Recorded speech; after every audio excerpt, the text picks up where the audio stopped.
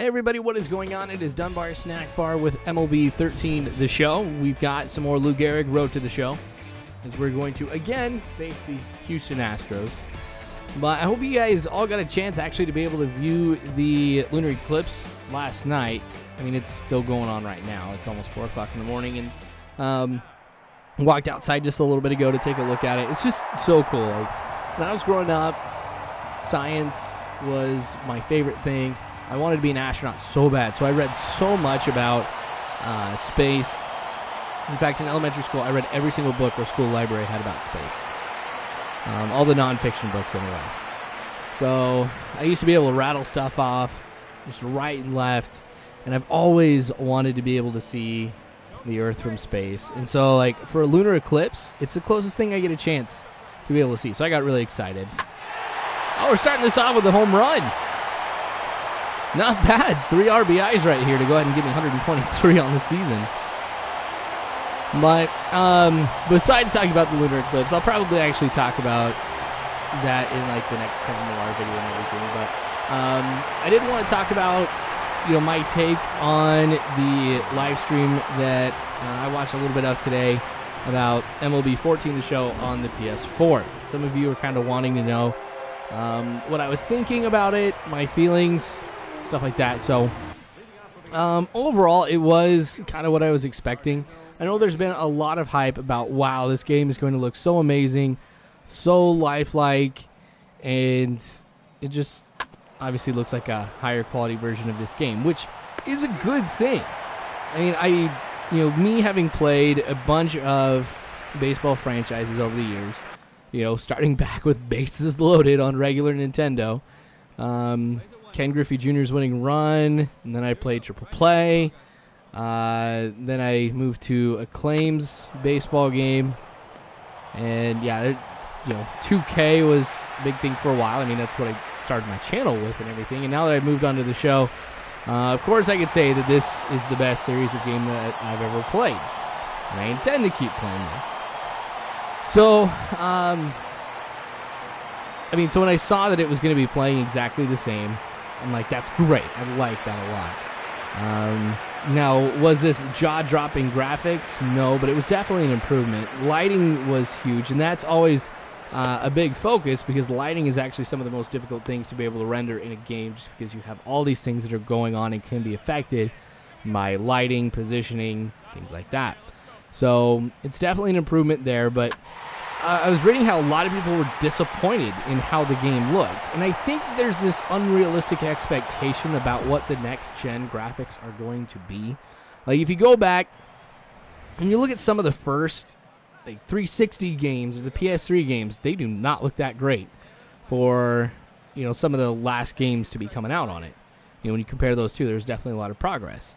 We're in, of course, still the very early stages of next-gen. Graphics are not going to be nearly as good as they are going to be at the end. And also, there's a big thing to kind of note with next gen too, is the jump in graphics that we had and just overall power between current gen and next gen is not nearly quite the jump that we saw between the previous gen and current gen, if that makes sense. I mean, going from a PS2 to a PS3 was huge for a lot of reasons. One, the amount of polygons that you could use really redefined the way that the graphics looked. It was a big change. Things were a lot sharper. We went from standard definition, like 480, and we were able to go up to 1080p. That was a huge, huge jump right there too. Now, with next gen, you really don't have that. I mean, sure, you could go up to 4K. I think with some games down the road, they'll really be pushing for that. But there's more polygons and everything, even with PS4, but the difference between what the person is going to see is really not that great. Talking about like computers and specifically like cell phones. Okay, so I work for Verizon, so I know a lot with cell phones. So there's big talk about screen display, and there are ones that are talking that are so small, like the pixel and the resolution is so small the human eye cannot see them. And then I see these other phones that are coming out that even have a higher resolution than what the eye can even see. And I'm like, well, what's the point?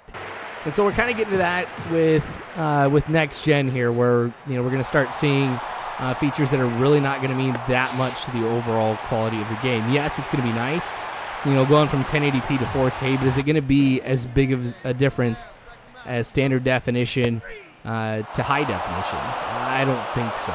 So with that in mind, just a realistic expectation of what to kind of be expecting from next-gen games, I was pretty impressed with it. So, I've seen some other games too. I've been playing Madden on the PS4. There's definitely some things that changed with that, but overall, I guess I'm going to have to wait to get a chance to play the game in May when it comes out. And, of course, let you guys know what that is. But you guys can definitely check out what we saw or what was there for the live stream. You can go to IGN's website. It's available there. I actually just went on the Twitter, but made a player, and it kind of went through a little bit of that. So that I need to see because I just watched the player creation part, and I didn't see really too much about how some of the games went. I might have to check out some of the other commentators too on what they've been posting, because I am kind of curious. I mean, I do want to see if I can actually just pick a team or if I have to go with the draft. Now, if this was like, just me playing just for kicks and giggles, I would always go ahead and just go into the draft. I think that's always really cool. But for the sake of what I'm going to be doing, playing as Jackie Robinson, I want to make sure I play for the Dodgers. And then Nolan Ryan, I'm still kind of on the fence about what team I would want to play as there. Kind of leaning more towards the Texas Rangers, just because that was the team that I watched Nolan Ryan play for, and I associate Nolan Ryan with the Rangers. I mean, he's still with the organization. He plays a role there. And I don't know. I mean, I like being able to go into the postseason and stuff like that because I got, this Lou Gehrig series going, and with the Yankees, we're not going to be reaching the postseason. We're dead last in the AL East. But with the Kevin Millar one, I mean, I got to the World Series. I ended up winning that one. That was pretty cool. So,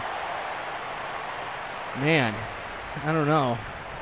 I kind of want to make sure I do that, so I may have Nolan Ryan be a pitcher for the Rangers. I mean, that does mean I'll have two teams in the AL West this year, but I've had two teams in the AL East in Lou Gehrig and Kevin Millar.